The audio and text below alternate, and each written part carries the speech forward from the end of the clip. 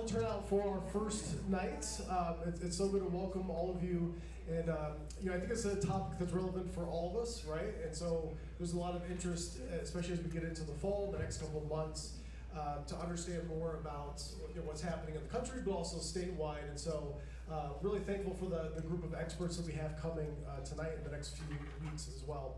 So, it's interesting to think a little bit about this topic of like faith and politics, and it's something that my entire ministry career feels like I've kind of been pulled into from time to time in some of my justice and advocacy work, but also kind of learning as I go, realizing I actually had no idea how some of these decisions are made, or how some of these pieces of legislation are actually passed, or how decisions are made within the state related to money or the budget, let alone the federal government, right?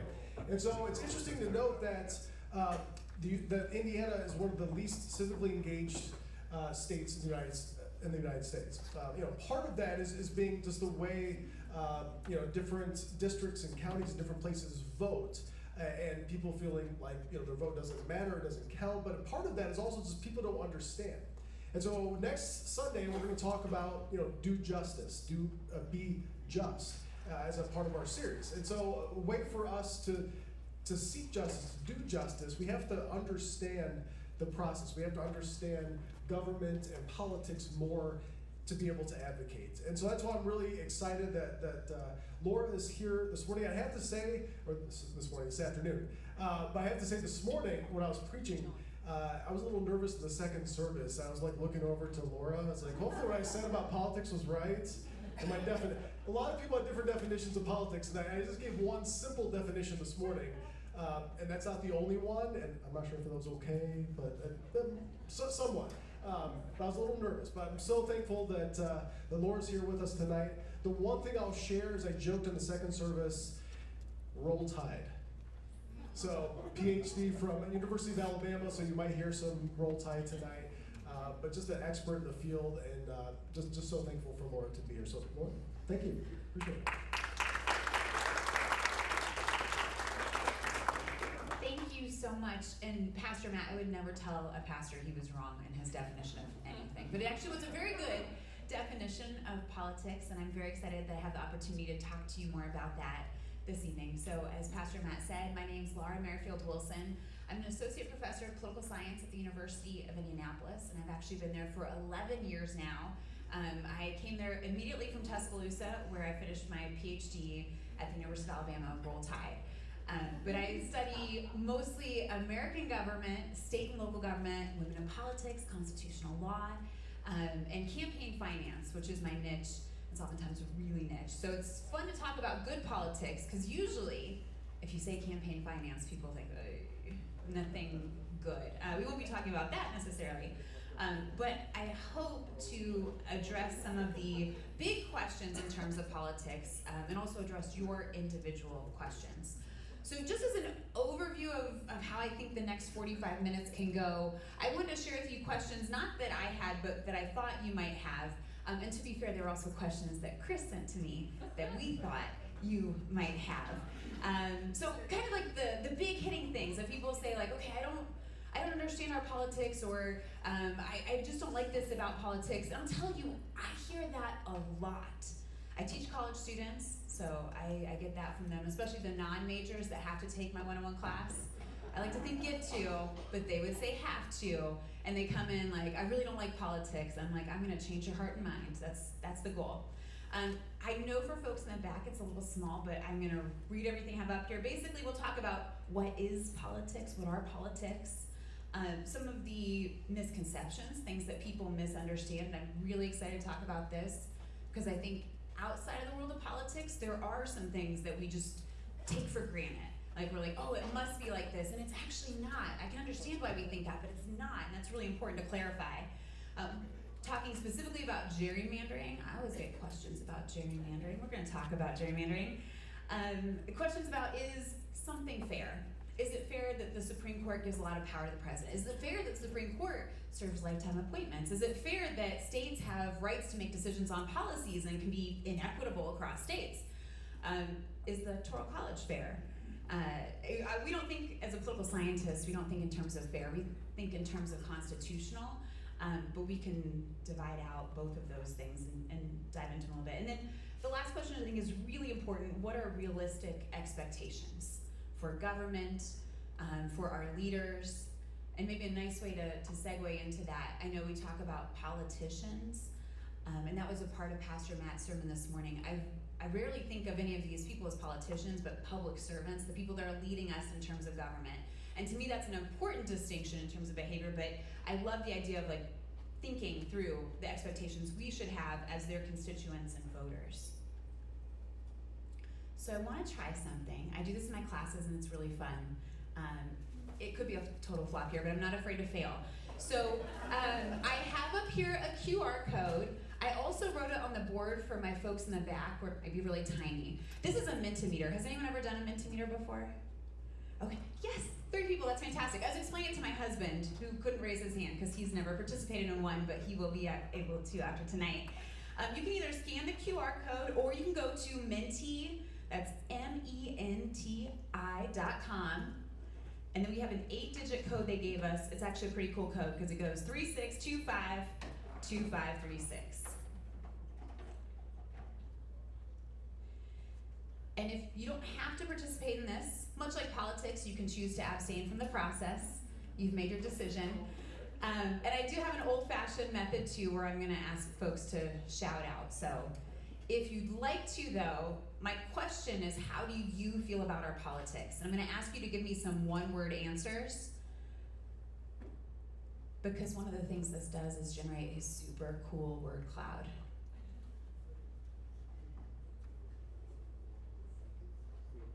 So just to gauge our opinions for a second, when we say politics, what do you feel in your gut and your heart?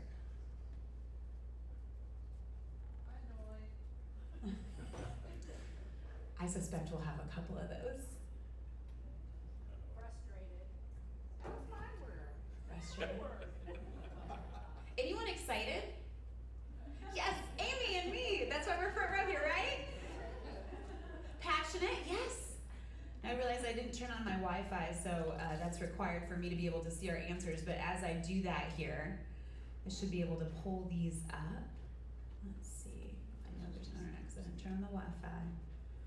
Let me join. Anyone feel trepidatious?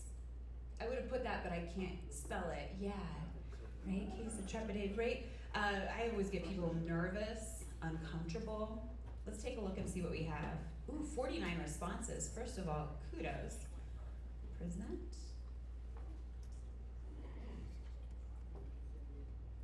Here we go. So a lot of frustrated, frustrating, not surprisingly. For a word cloud, if you're unfamiliar with the concept, the more times the word's repeated, the larger the font is. And I love doing it as a visualization. I mean, you can also do like the old-fashioned raise your hand if this word applies to you, but probably not surprising. Lots of frustrating, frustrated, frustrating. Some hopeful, excited, annoyed, emotional, antagonistic, disappointing, passionate, important, angry, confusing, exhausting. I think my 2 favorite, icky and yuck. Someone said 2 party, that's a fun one. Right. Generally speaking, with a show of, I like doing this, like show of thumbs. Do we feel like many of the words I've read to you are positive or negative?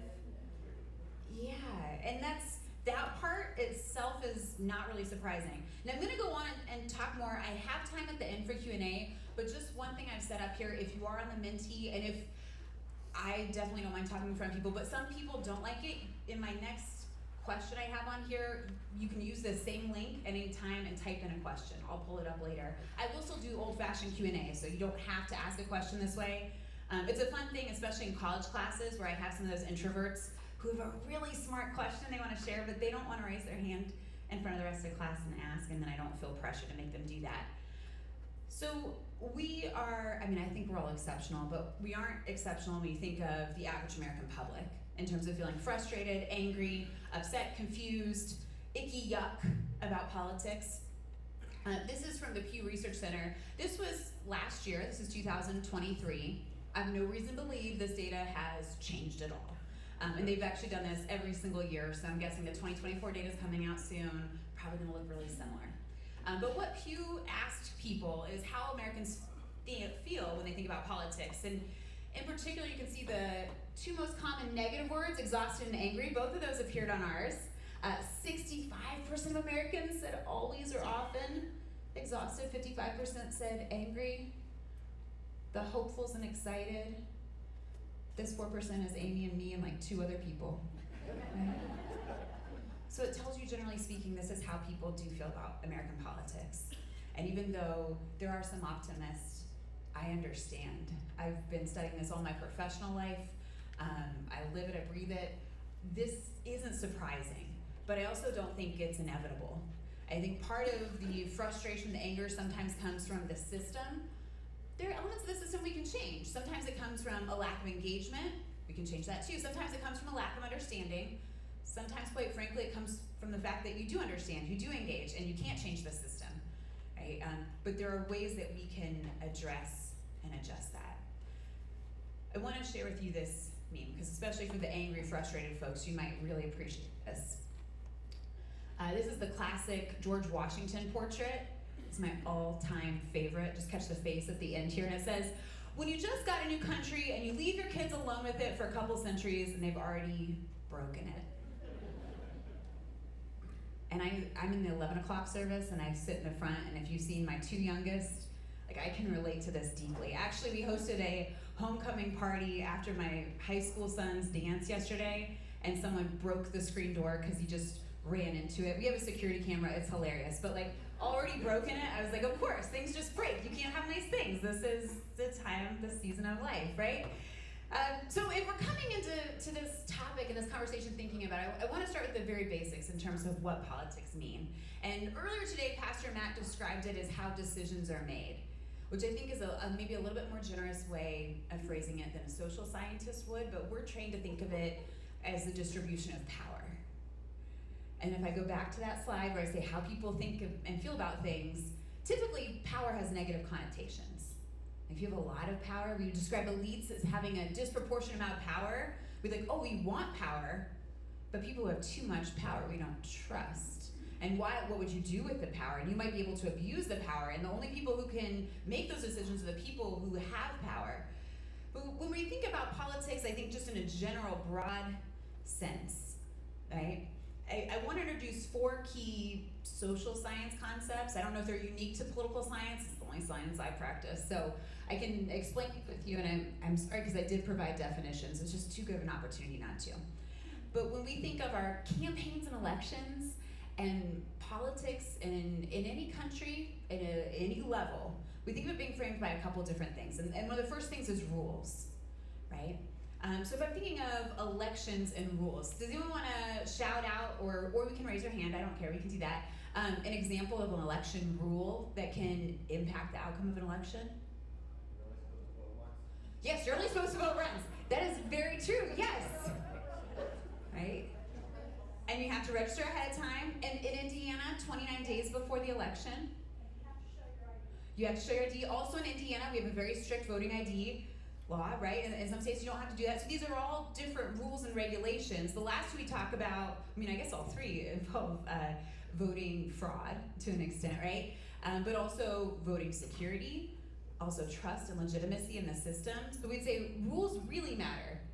In Indiana, and this was coming from Alabama, and before that I lived in Ohio, I was really surprised that a state full of morning people, because our polls are open how early? Anyone know? Yes, and they close at 6 p.m. Right? That's a rule. We have the earliest closing polls. And it's weird, so I'm a political science professor, but I also do a lot of work in the media, and election night is like Christmas. It's so much fun. Christmas for Santa, probably not for Jesus, but it is so much fun because we get to talk about the results, and we look through them, but it's really difficult in Indianapolis because we are on Eastern time, so we really spend the first hour of any show being like, oh, this is what's happening in Indiana, and we don't get into all the national stuff until later because those polls close much later, right? So those are examples of rules, right? Some of the laws. We also have the realities. So this is just the landscape. It is what it is, right? People complain about voters not being educated. I hear that a lot teaching college students. Oh, right? They just don't know. They don't care. Ignorance and apathy are different, but I do believe that they're mutually reinforcing sometimes. Right? So the realities are what exists in our system, our cultural realities. I think it's really unfair to say like, oh, people don't know or care, especially the knowledge component, especially the ignorance component, because if we're being really honest about our system, it's incredibly complicated. Later here, I'm talking about gerrymandering, apportionment, districting, but we also have federalism and checks and balances. And I love this stuff, and it's very complicated. Sometimes when I talk to a reporter and they'll say, okay, but if there's this veto right here, how long does this governor have to change the opinion, and can it go to the state Supreme Court, and what would it look like? And I have to reference the state constitution because it's incredibly complicated, and quite frankly, I can't remember those things. So those are the realities, right? The realities of what we live in. I can pick this pace up a little bit. When we look at strategies, this is what candidates do. This is what parties do. This is what, I'm not going to call them politicians, but public servants do. If they have an agenda, if they have goals that they want to pass, they have to figure out a way to implement that.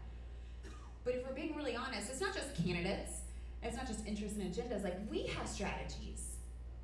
As voters, we have strategies. We prioritize our own interests.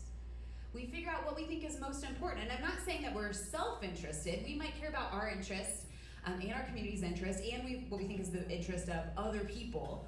And we figure out how to organize those, but we have to organize them in a certain way. So we have to utilize some sort of strategy. It's when you think of game theory applied to political science, and oftentimes it's used in international relations, but you can use it in American politics too, because we can apply some of those mathematical concepts to understanding how people are likely to think and then ultimately behave in their actions. And then finally, the choices made by citizens, right? Whether or not we vote. Now, I'm gonna leave that right there because I'm gonna go to the next question, which I think is really important. So Chris sent me this list of suggested topics. And this was by far my favorite question, which is why I put it up at the front, because I think it is really important to break down here. But what do people generally misunderstand about politics? And I feel like even though there's nothing in the scholarship or the literature or the research, there's no article that I can be like, this answers this question. My lived experience, having taught college students about it, having taught to the media about it, getting to do public speaking, things like this, and just in general, I tell people that I study political science. I'm an American politics scholar, and just getting their reactions. I think I have some really strong examples of things that I think, most importantly, if you left with nothing else, if this was one of the bullet points you were thinking, I want to deconstruct it, I want to change it. So one of the first things people oftentimes, I think, assume is that the end goals are different. And I saw someone put two-party when I asked like a characterization of the system, and we can talk about that. That'd be a really good question for me if you want to, because I don't have a lot of two-party system, but we have a very entrenched two-party system. We have a libertarian party in Indiana, right? They offer candidates on some of the races, but being very realistic, it's much more dominated by Republicans and Democrats. But these end goals in terms of what we want socially between the parties don't differ that much. Right? The end goal doesn't. Where's the difference then? How do we get there? Yeah, right? It's like we want to live in a happy society. We want to live in a prosperous society. We want to live in a society with some sort of values of freedom and also equality and some things that reward work, but also provide for those that need to be provided for. The general goals are the same.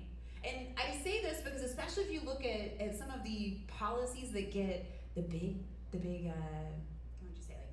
a lot of attention right now, so a lot of the salient issues, it doesn't feel like that. Immigration, guns, abortion, those feel incredibly divisive.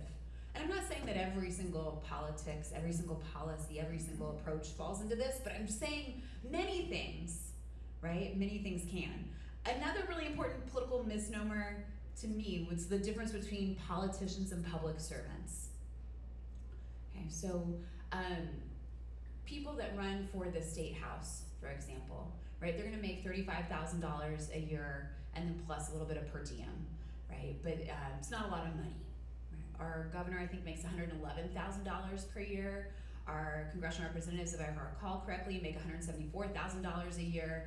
The president makes $500,000 a year. Now, most of those are more than I make, But the point I'm making with this is because our government is occupied by people that traditionally are very successful in business or law or have other backgrounds where they can make a whole lot more money, right? If it was just money that they were interested in, there's other reasons they get involved. Personally, I wonder if we thought of elected leaders as public servants and not politicians, if our perspective, not what they're doing, not who they are, not anything else, but if our perspective about them might change. Even the ones, maybe especially the ones we don't like. Because I think of that, like, they are giving of themselves. Right? And if you think especially ones you don't like, you're like, okay, yeah, but they're supporting things I don't agree with, or yeah, they're pushing things that I don't want to see, or yeah, they belong to a party I don't support, whatever those things might be. Maybe even mostly at the local level, we could say, they're really contributing in a way that I think, when we say politicians, I think of like skeezy, slimy person that just wants to get something for themselves. I think public servants, we all have some level of self-interest, but I don't think that those are the equivalent. Okay, the last thing I have, and I've got a great example for this in a second, is that partisanship is much more diverse than we think it is. This is the problem with the two-party system. It looks like we have these two colors in this country, you're red or you're blue, and this huge umbrella fits everyone. And so if you're a Republican, you must like these things, you must support these candidates, you must stand for these issues, and vice versa if you're a Democrat. And if you're neither of those, you don't fit in the American politics system. There's no place for you, absent these two parties. You have to find a way in. But what I want to emphasize in terms of the partisanship itself is that within the party, these are loose coalitions of lots of groups of people coming together with a general consensus of some things. So there's a lot of diversity within the parties themselves. And I know this summer when we saw the party conventions, not the national level, those are super fun, but at the state level, to focus specifically on the Republican Party, you had the delegates select a lieutenant governor candidate who was not who the gubernatorial candidate recommended. Right? There's that divergence. How does that happen? Well, the delegates get to select them. And oftentimes they've selected who the gubernatorial candidate wants, but you don't always have that. I think that highlights some of the divergence. There's a difference between the people in the political party itself. It's very diverse and widespread. And to illustrate this in a different way, I have a very self-serving picture. I picked the one that I looked best in, so no one else got to say. But this is a show I do. It's on CBS and Fox. It's In Focus. You've probably never seen it because it airs on Sunday morning. We tape it on Friday afternoon. That's why I get to be here in church in the morning. But I want to point out in this panel, so I'm your nonpartisan woman. That's the role I serve here. Adam Wren writes for Politico. Tony Samuel is a Republican who's a Trump supporter. Robin Winston is a Democrat who's the former chair of the state party. On the panel, for most local and state shows, when we disagree, it's very polite, right? Very demure, very cutesy, if you get that pop culture reference. But it's not that combative, ugly, I don't know, just like where it's two teams going at each other. It's not Notre Dame playing Alabama, right? Like we agree, like, the outcome of the politics. It's just the way we get there. But more than this, the people behind the scenes, when our cameras are turned off, when the mics are given back, and I've seen this true in politics as well. People ask like, oh, so what are you guys doing over the weekend? They want to know how my son's doing in football, right? And Robin's daughter, when she graduated from Pike High School, literally 10 years ago, I went to her class, her civics class, to help her earn her gold award for Girl Scouts by talking to them about the Electoral College. Yeah, like they're people, right? Politicians are people, and even more within that, the divisions aren't across party lines. Sometimes, quite frankly, within parties. Sometimes they're personality-based. But it's easy when you're looking on the outside, you see people with a certain, to use the football metaphor again, right? A jersey, and you're like, oh, they stand for this team, they like these things. And we make those, I think, large sweeping generalizations. Absent any other information, it makes sense. But understanding those nuances and those differences is really important. Honestly, to me, it feels like one of the most Christian things ever, to reach out your hand to someone that you don't necessarily know, or to go beyond that preconceived belief just based on, let's say, a label. So specifically to gerrymandering, right? I hear this a lot.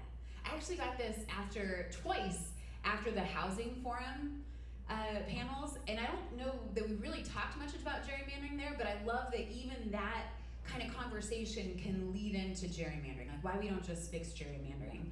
So when we talk about the concept of gerrymandering, we know it does have wide-ranging repercussions. And actually, I'm getting ahead of myself here. This is why I have a slide deck, right?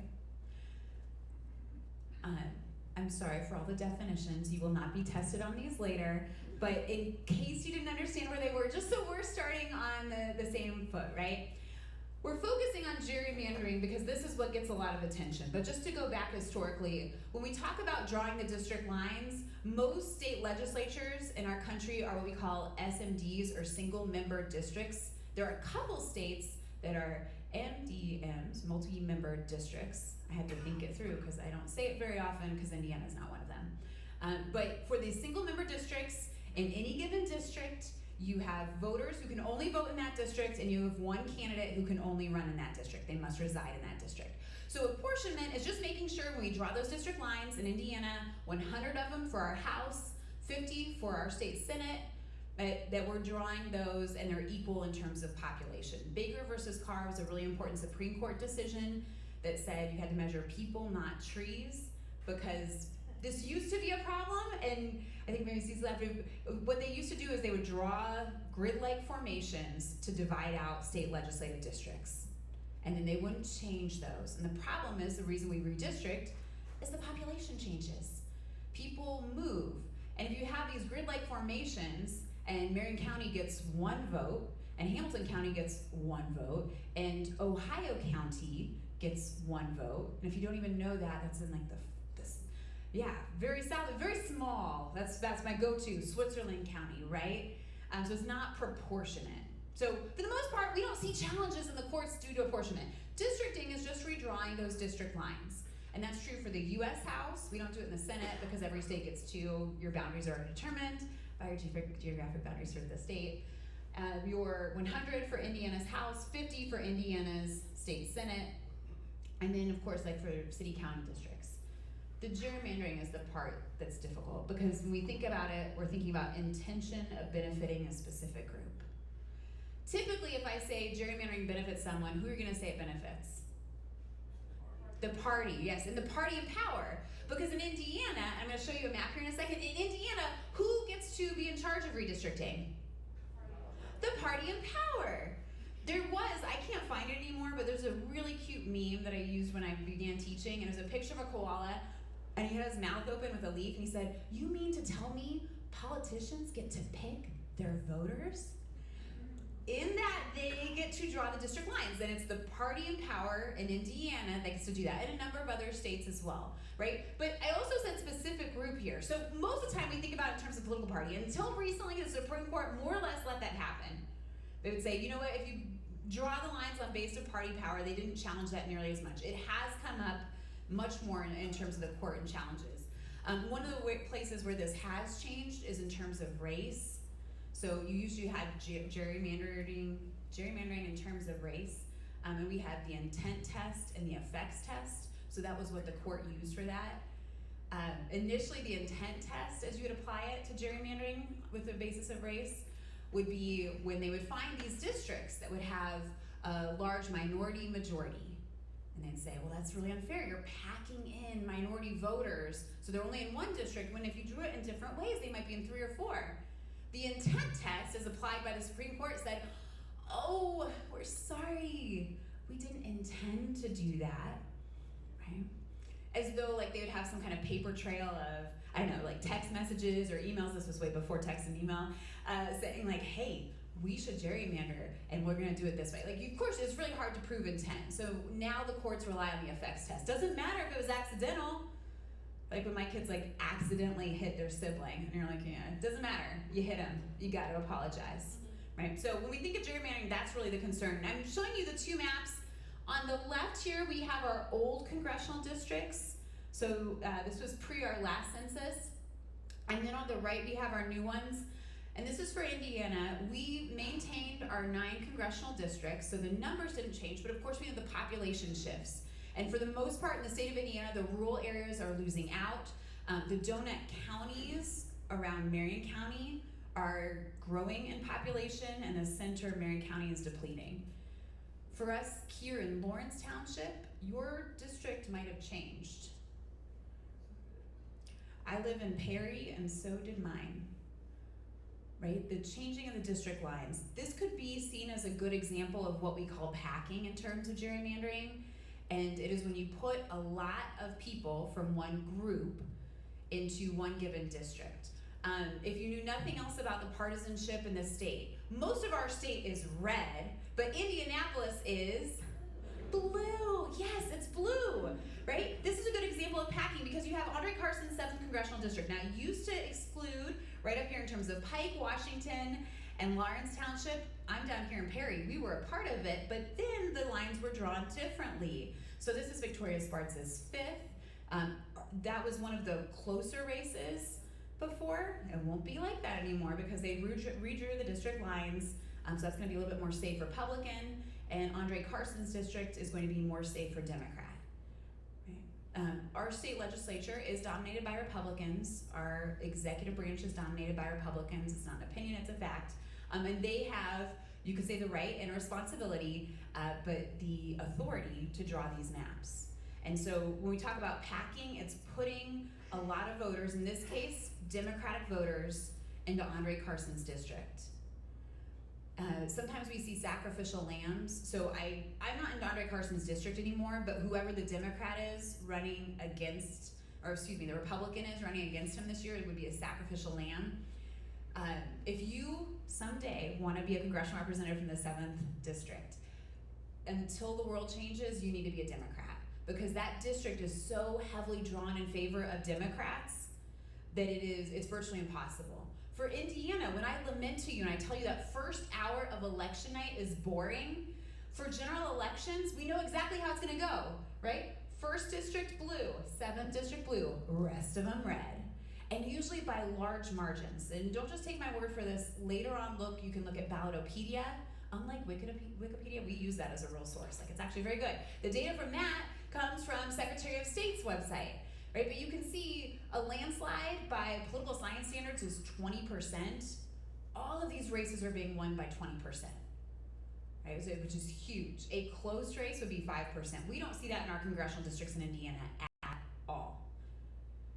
Now, I keep emphasizing here, that's how Indiana does it. Other states do it differently. I recently wrote a book with one of my colleagues on state government, and one of our favorite things to talk about in that book is how every state has different policies.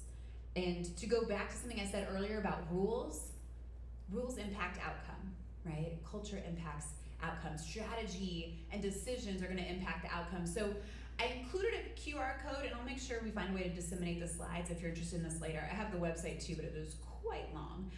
You can see here, this is from the NCSLs, the National Conference of State Legislatures, and it's a map depicting the different ways states draw their district lines.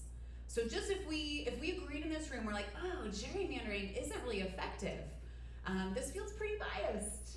We might be able to agree on that. We'd say, well, is there any other way to do it? Yes, there is. And in fact, you can see now Indiana and many other states, not just trying to hit on Indiana here, use our state legislature to draw district lines. But we can look at other states and say, oh, interesting.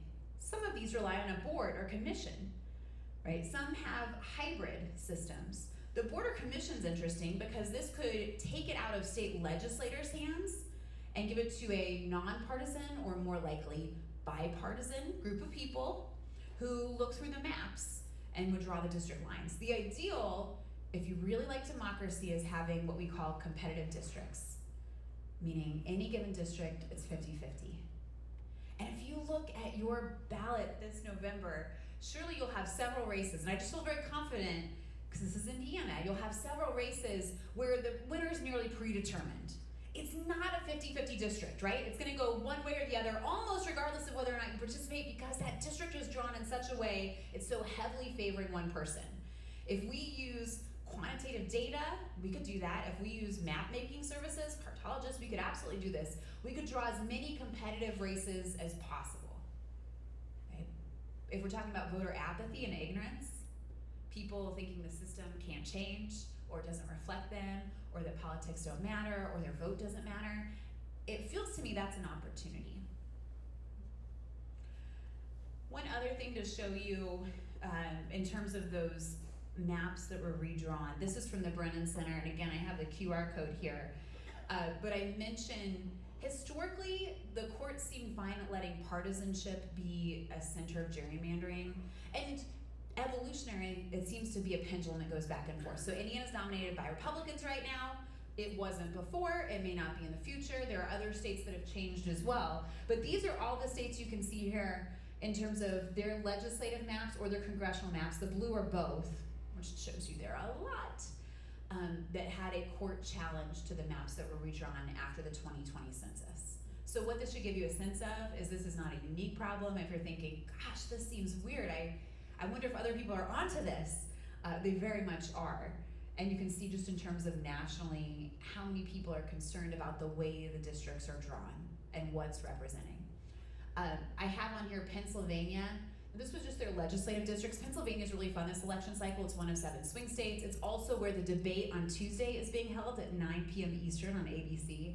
Fortunate for us, it's Eastern time, so it's so late for us early birds. But to highlight Pennsylvania there, if you're saying, well, how would you know if the districts are gerrymandered? Well, when you have essentially 50-50 competition between Democrats and Republicans in your state, but one party is overwhelmingly dominating in the state legislative districts, and it's not because their candidate's great, and that's because their policies are really hitting, right? When you're able to show the way the districts are drawn is gonna benefit a group, Pennsylvania is a really fun case study for that. Okay.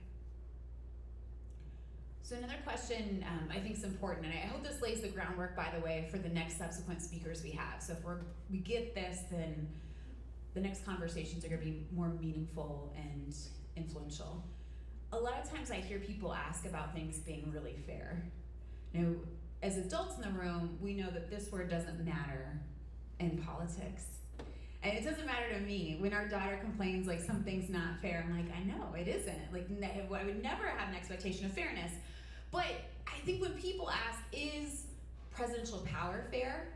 Vis-a-vis maybe the Supreme Court decision over the summer that expanded presidential power. It was specific to an issue relating to Donald Trump, but it will continue until the Supreme Court changes their mind on that. So any future president, a change in how we view their power both personally and within the office. Is the Electoral College really fair? Are the rights that states have? Are Supreme Court lifetime appointments? Are party delegates' power fair? If we change the word fair in terms of constitutional, most of these things, the easy, short, ugly, unfun answer is yes, they are constitutional. But we should ask, but why? And I'm gonna show some examples, I think, just to elaborate and explain on these issues. So a lot of people right now, I think, talk about presidential power, and there's a lot of hype, there's also probably a lot of fear, a lot of concern about the presidential election. And as a political scientist, like, this is a once every 4-year lifetime kind of opportunity. We don't get this very often, and because people sometimes only care about the top of the ticket, and that's the presidential race, they start to think about, we have an important gubernatorial race in Indiana, we have an interesting US Senate race, or all these other things. But sometimes people get so focused on one race, right, that they forget some of the mechanisms our founding fathers put into place. So when I have students that go out and do voter registration, we're gonna be doing that here in a couple weeks, and they have to knock on people's doors, they introduce themselves, we go in small groups, so they're never alone, for safety reasons. Inevitably, on the bingo list, of things I want them to get, the experiences, I want at least one slam door in their face. And it's not because I don't love them, I really do. But because someone's gonna be upset about a lack of understanding maybe, or they're concerned about checks and balances because someone's not gonna like one of the presidential candidates, and they will misunderstand my student who is not representing any of the political candidates. We are nonpartisan very strictly. And then they'll say, oh, I'm registering voters. They're supposed to introduce themselves. Hi, my name's Laura. I'm registering voters. Do you know if you're registered to vote? And someone will go off on a tirade about one of the presidential candidates. I want my students to have that experience, in part because that's politics and that's life. And to go back to the previous slide, is it fair? No. But my job is to prepare them for that, so that's okay. But also, because I think sometimes people oversimplify politics politics to think it's just the two parties or it's just one candidate. And if you're just focused on that, you're missing some of the other things. So oftentimes my mother will complain to me and say, oh, aren't you worried about whomever, fill in the blank candidate might be? And like, first of all, checks and balances, we know the president can only do so much. The Supreme Court can check them, Congress can check them. Now we could certainly have a robust conversation about whether or not they're doing that adequately or appropriately. But if you thought, just the checkmate piece, if you thought, oh, the Supreme Court has too much power, they've given too much power to the president. If you're following the timeline from this summer, I think it was June when the Supreme Court made that decision, which is essentially vindicated Donald Trump, former president and current presidential candidate in one way. It was July 21st when Joe Biden wasn't running for office anymore, and it was just a couple days later when he, not coincidentally, said he thinks that Supreme Court justices should actually have term limits, and they shouldn't have lifetime appointments in terms of power. So this is checkmate, right? Now he's leaving office. He's not going to be president in January. I couldn't tell you. I don't know who will be. But that is just to say that we should give at least some confidence and faith in checks and balances, and not blindly, right? Those things can be changed, but I think it's very important. Also adding here federalism, because I told you I'm a big state government fan. My colleague and I wrote that book in part because we think state government's really important, but it oftentimes gets overlooked. This is a presidential election cycle, so people suddenly care about politics, but next year they won't. It's an off year. The year after that's congressional midterms. We talk about the importance of federalism for any federal office or any state office or even any local office. There are a lot of different checks.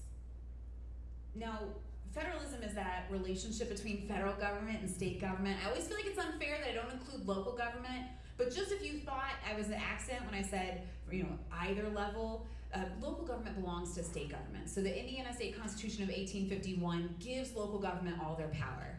And in Indiana, we don't give local government that much power. So it's very limited in the Constitution. But when we think of federalism, I'm not forgetting local government. That belongs to states.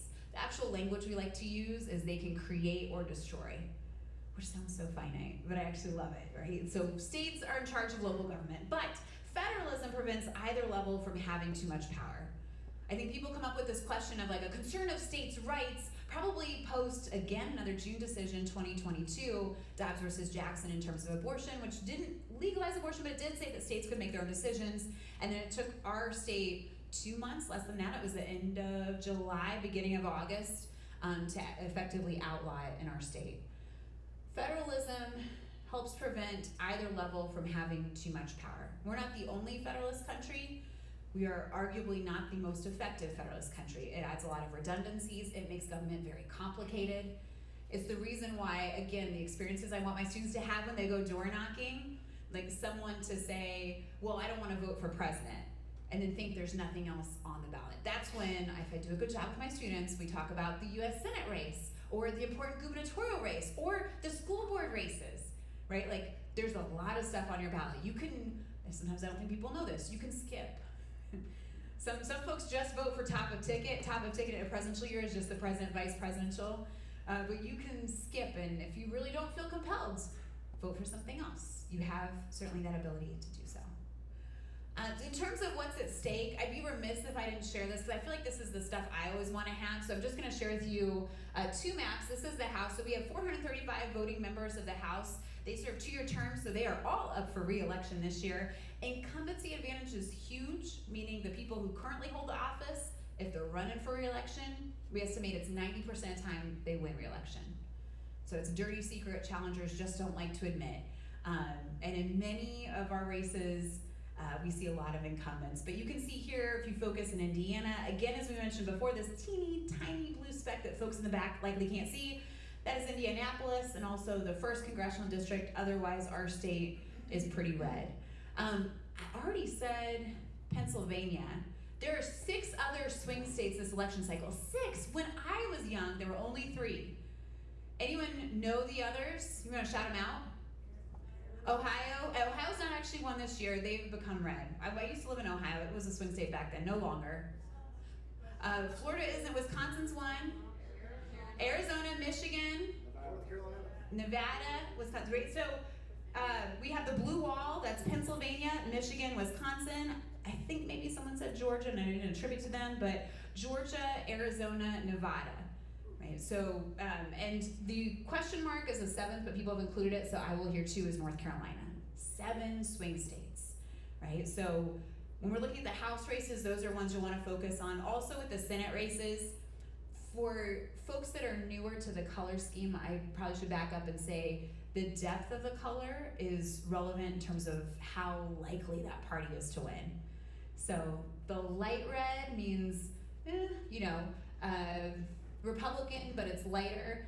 To give examples, our shade you'll notice is very dark red. So Republicans are likely to win the Senate. This would be Mike Braun's seat that he is vacating to compete for the gubernatorial race. This is the one that Jim Banks, as the Republican, is poised, likely to be very successful. He's vacating his seat in the House. It's like musical chairs in politics, but it's elected office. Over here, some of the races that I think are fun. Montana certainly is interesting. When you're looking at Ohio, this is another one that's probably worth watching too. But we have 100 Senate seats, only a third of them are up for election. And next cycle in 2024, we'll be due not to have one because we had one back in 2022 also. Okay, and this is hot off the presses. You notice today's date, no one can see it, but just trust me. It's September 8th. I put this in like 3 hours ago. So in terms of polls, a lot of times people ask me, like, where do you get the best polling data? And the challenges are that there are a lot of polls out there. There are many good ones. Some of them will be contradictory, so you have to constantly check regularly. But I'm relying, and I included a QR. This is from 538. This is Nate Silver's projections. And one of the things I like about this is they average several polls. So they're taking a large scale aggregate of all the polls to make sense of where they are. And this is just for the presidential, but to see where we are right now, it's gone to 2.8%. You had several changes, certainly throughout the summer, for lots of events that we all recall. But as I mentioned, we're 2 days away now from that presidential debate. Like, that's where we expect to see some change. Someone's gonna go up, someone's gonna go down, right? And we'll find out who that is probably on September 11th. I'm almost to the point for Q&A, but I wanted to add this in here because I think it's important. If you can't see it in the back, it's a tweet. His founding father says, "We must always have an electoral college and 2 senators per state." I don't know why that's his accent, but it is. Me, okay, but what if 40 million people live in California? Founding father spits out tea prepared by slaves. There's how many people and what? I think this is important to remember that you can, this is how I explain politics to my students, you can respect something and constantly challenge it. And in fact, I think to really love something, you are going to question and wonder and poke and prod in a loving, respectful way, of course. But our founding fathers did a number of things really successfully. They also failed at certain things. I wouldn't have been able to vote back in the day. That's one among many other issues you see kind of highlighted in this. So when we think about, like, is the political system fair, there are things that still aren't fair, but there have been things that have changed. We can also change things. And I genuinely believe patriotism is loving your country, but wanting to make it better and acting in a way to make that happen. It is not the blind faith, right? But it is the constant challenge of this. So the last thing I have, I think this is really important. I like that Chris included this because it's something I probably would have glided over otherwise. Like, what are the realistic expectations that we should have? I think this is hard. If you were like, I don't like the party that's in power and, fill in the blank institution, the realistic expectations might be that it will take several election cycles. It could take, quite frankly, decades to change. But if you go back to founding fathers didn't get everything right? It took literal decades for suffrage. It took literal decades to abolish slavery. I mean, there are a lot of things that took very long amounts of time. Doesn't mean it never happens. It just means it takes quite a bit of time. Right? My recommendations for this complicated question, I think, can be really simple. So first, registering to vote. Right? Realistic expectations. If I go back to my football metaphors, and I feel like I can't because it's the beginning of the season and Alabama's still 2-0. It's not going to look good for us later, I know that. But registering to vote, it's one thing to sit on the sidelines and complain, and when they're trying to recruit for the team, and you're saying, oh, we should do this, right? More passing offense, I'm tired of running. And they're like, okay, we need people out in the field. And you just sit back, you don't raise your hand, right? Like not sharing your opinion. educating to vote. So it's not just voting, of course, it's knowing who you're voting for, where they stand on issues, what the races are. Honestly, it's the most burdensome thing. I think it's necessary. This is where voting is a right and a responsibility. It's an obligation. There's a lot of races on the ticket. There's so many races. This particular election cycle, there's a lot. So quite frankly, it's gonna take some time to identify who you're supporting. Even some of the races, especially in some of the races that are nonpartisan, like the school boards, those really matter. But you're not gonna be able to rely on like a quick party, heuristic shortcut where you say, oh, is it a Republican or a Democrat? I know how I feel about them. I'll select this one, right? So educating who you support, why you support them, what they've done in the past, if they are gonna do what they say they're gonna do. And this is probably a nice plug-in too. I know I mentioned the presidential debates. We have 3 gubernatorial debates in the state on October 2nd, on October 4th, and October 24th. I have the pleasure of getting to moderate one, right? So this is an opportunity of 60 minutes with the candidates, asking questions that come from voters, and they have 60 seconds to give an unsanitized, unscripted answer. I'm not saying they haven't prepared. I've done debate prep. I know that this is the thing, but that they are pressed to answer the questions that the voters want to hear, right? So participating in those, listening, watching, getting information that way, engaging with elected officials. So next year for me is always kind of sad because it's not an election year, right? But policy happens. The results of our elections happen. Writing, calling, emailing, visiting our elected officials. And I can tell you, I know enough of them that when I say, like, does this matter? I have students that always grumble. I require them to write to our state legislators. We used to do congressional reps, but they don't always respond. But our state legislators, they say, yes, actually it really does. If we hear a lot of people on a certain issue and they weren't sure how they're gonna stand on that issue, that actually matters quite a bit. Right? So sometimes there's that cynicism of like, oh, they don't hear me, they don't respond to my message. I think that's really important, and then repeat. Over and over and over again. Okay. And one last thing before I go to questions. If you aren't registered to vote, I'd be absolutely remiss if I did not offer the opportunity for you here today. I have the QR code here. You can also do this at the Secretary of State's website.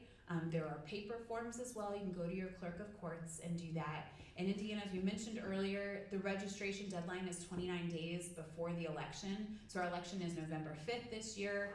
Not that great at that kind of math, but basically early October, right? Probably October 6th, you would need to have your registration in. If you go to this website, you can also check your voting registration status.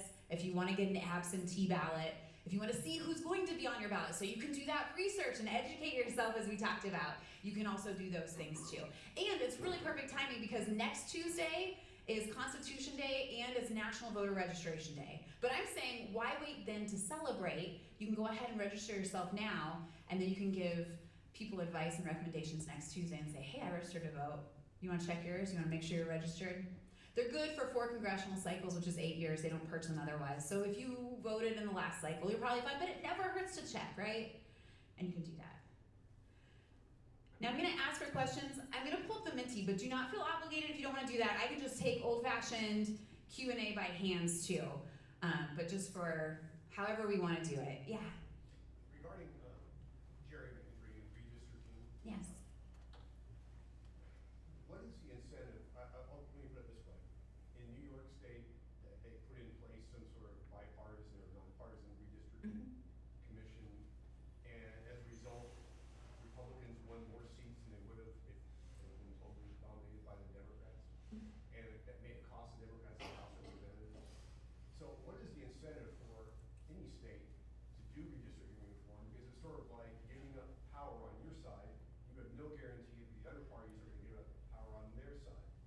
Yeah. So like Texas is going to change. It's going to be nonpartisan on their side in response to what New York is doing. So how do you motivate people to give up that power that you're talking about that Indiana has? Yes, that's a fantastic question. So if you didn't hear it, it's a question about gerrymandering and basically how do you motivate people to give up power? Because as you astutely pointed out, if the state legislature is in charge of gerrymandering, and to change that, we would have to have the state legislature change the policy. They're not very incentivized to do that, right? In fact, they're reverse incentivized. They're benefiting from that system. I think the way we do that is by using our voices and collectively pushing. when I was in Ohio, probably 15 years ago, there was a push by League of Women Voters, which is a nonpartisan organization, but basically saying we need to have a bipartisan commission. And I think when people get together and say, look, this isn't fair, this isn't just, and if you genuinely mean it, it's not just because it's which party's in power. Like it feels like an antithesis of democracy, quite frankly, to have a couple people be making those decisions. If we say that government and politics is the distribution of power, we're giving some people a lot of power in that. If we said, no, that's actually not fair, or we don't think that's right, and there is some incentive, of course the out party, the minority party, would have incentive because they're losing in that, but the party pendulum swings back and forth. So it will always change. Teaching college students is interesting because their living memory is short. They've only been alive 18 to 22 years, but also their political memory is super short. So they only remember the last congressional cycle or presidential cycle, and they're like, oh, Indiana's super red. And I'm like, Indiana went for Obama in 2008, right? And they don't think about those things. Or they'll say like, oh, Ohio's really conservative. Oh, Ohio used to be a swing state, right? There are a lot of things that change, maybe slowly, some maybe quickly. But if we put that pressure, I think, on elected officials, first, that would help. And then secondly, when you get the out party, if you can get both political parties to agree to it, the out party is never the out party forever. So they would be advantaged short term, they might be disadvantaged long term, but if the public says that would be important, that that's a good thing, that that's something we want to see, let me add one complication to that, because it's a really sweet answer. I'm like, we just need to vote. In Indiana, we don't have direct democracy, so unlike a state like Ohio, where you could use an initiative or referendum, there are mechanisms of direct democracy, you can bypass your state legislature. We can't do that, which might be why it's more important for us to vote, because we can't get around our state legislature to make policy. The founding fathers of the Indiana Constitution of 1851 really didn't trust the people. Like much more so than the founding fathers of the US Constitution, much more so than Plato and the Republic, who said you couldn't trust the passions of the people. Right? They really did not trust us. They insulated in a certain way. It's still democracy, it's representative democracy, but to that point, maybe that's why it's even more important that we together collectively say, actually, we don't like this process. We've seen this process, how it plays in other states. And quite frankly, I think that would benefit both parties long term. It's just not the short term there. Yeah. You mentioned that you're going to need a mediator for one of the debates. Moderator, I'm not mediating anything. I'd be horrible at that. Sorry, moderator. Yeah. What power do you have to force the candidates to actually answer the question on hand? Yeah. As Candidly, opposed to just arguing back and forth. yeah. Candidly, it's limited. And I'll tell you, having done this before, I got to do a gubernatorial debate in 2016. I did a Secretary of State debate and a U.S. Senate debate in 2022. And I've done some state legislative debates as well. It's hard to fact check immediately as they're talking. And in my mind, I usually have an EP with the producer saying, Laura, you've got 4 minutes. Okay, you've got to ask this question. Okay, you got to do this. And you also have the pressure of knowing the candidates and their campaigns are watching and they're keeping time. And I have to keep track to make sure I ask, everyone the same. But they'll be like, oh, our candidate got 15 seconds less. That moderator's trying to buy. So it's limited.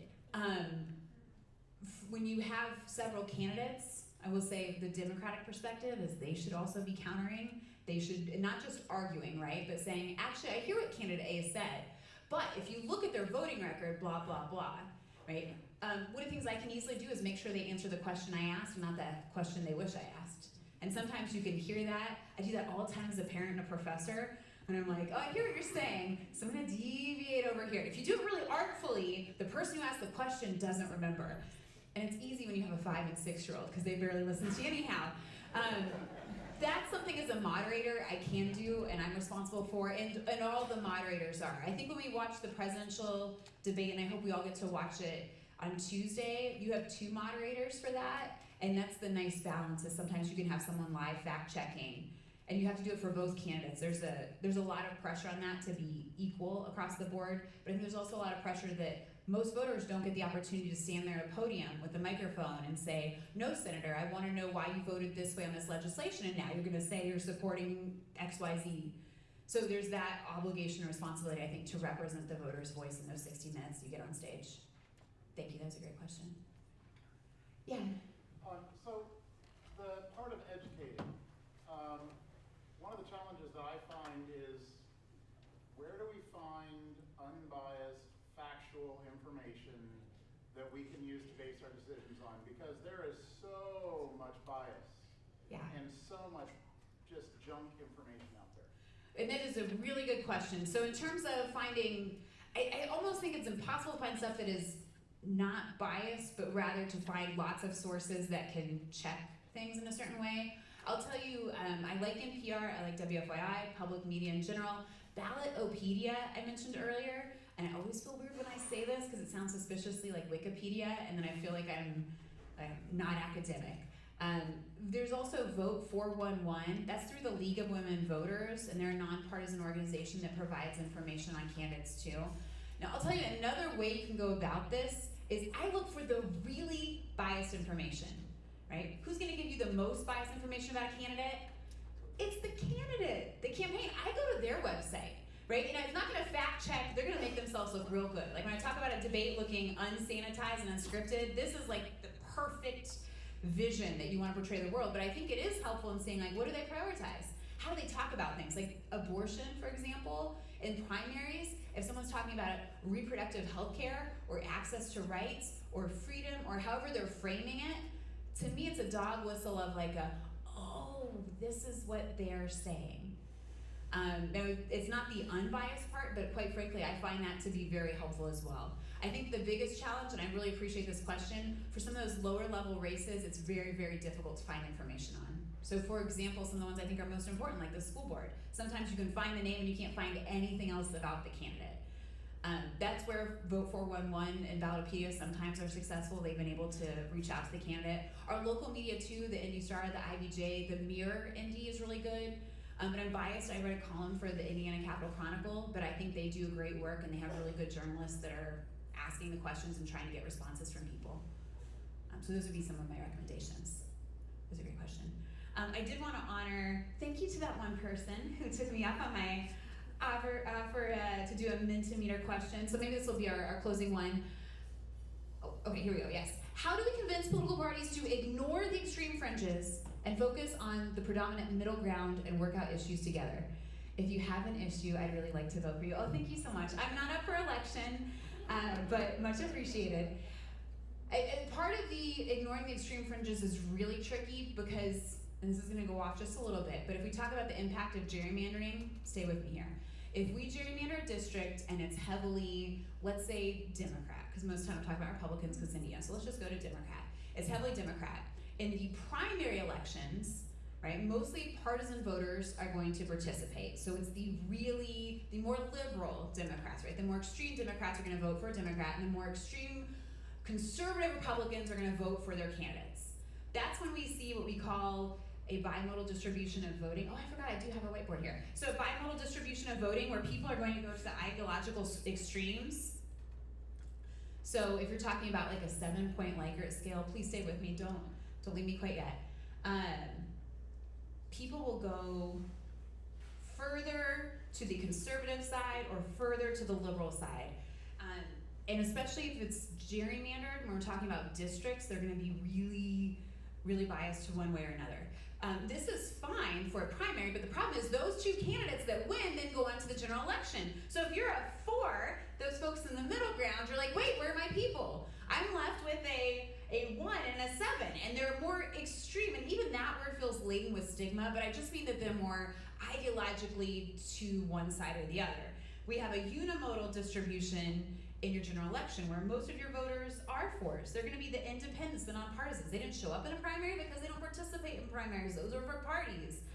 To the point of this question, like how do we find a way to work out issues together, right? I think this is again the responsibility in part by voters, but us to be very vigilant and saying, look, maybe you have an elected official who's a 1 or a 7, but most of your voters are going to be 4s.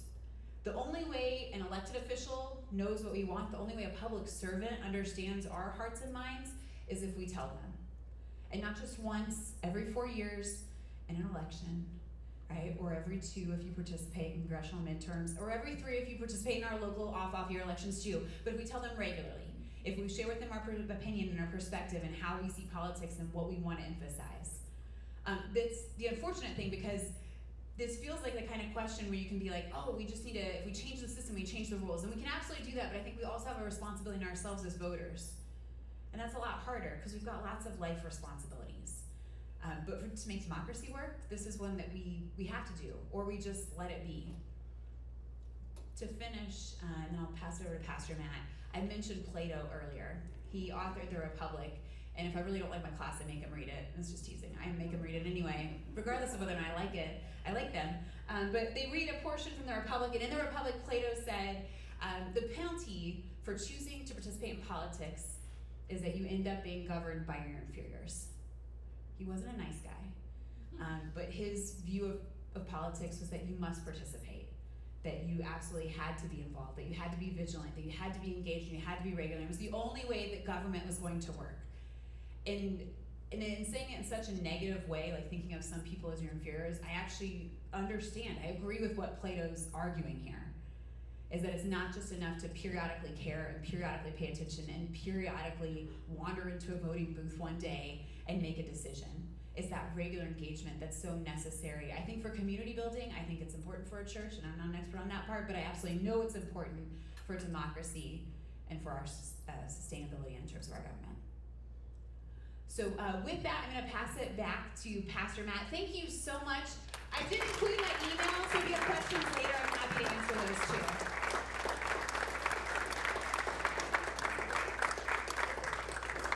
Thank you so much. I feel like we've been in class all evening, right? And our exam is coming up November 5th, I think, right? To some degree. So just a reminder, so next week we're going to gather again 5 to 7 in this space with dinner and conversation, and we've changed the schedule. If you weren't here this morning, we just changed the schedule a little bit, so Dr. Miranda Cruz will be with us next week. She shares a little bit about her new book. So really excited about having her with us. And then Chris Smith next week, and then Reverend Josh Riddick the last week. So I hope you can join us next Sunday and the following Sundays as we continue this conversation during the month of September. On November 5th, speaking of November 5th, I know it's a big day, but at the end of the day, at 6 o'clock, what happens? The polls close, right? And so we want to gather here in the sanctuary at 6 o'clock on that evening to have communion and prayer together. Which means 1, vote early.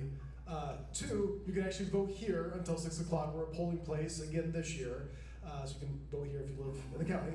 But we want to gather at 6 o'clock to pray together and to have communion, to remind one another that while the ballot box tries to divide us, the communion table unites us, right? And so as an extension of that, or as a part of that, so tonight and the next few Sundays that we gather, we're going to end with communion as well. And so I'm going to say a prayer, and then we're going to have, I'm going to call it kind of conversational communion. So as you feel led after the prayer, we're going to close, and we're going to come around the table as you feel led. We're going to serve each other, and then we're going to go out to be the body of Christ. And so you're welcome to receive communion as you wish after we pray, and that'll be our closing time tonight. Okay? But again, I'm so thankful for your presence. One other note. We do have a list of books. I think, Chris, did you mention that at the beginning? Nope. No? Okay, well, there we go. So we do have a list of books. If you're interested in diving more into this topic and specifically around like faith and politics, that'll kind of inform the next several Sundays and really the whole season. A great list of books in the back of the room you can pick up on the way out as well. Okay? So I'm going to turn our attention now to the center of the room. You notice it's in the center, right?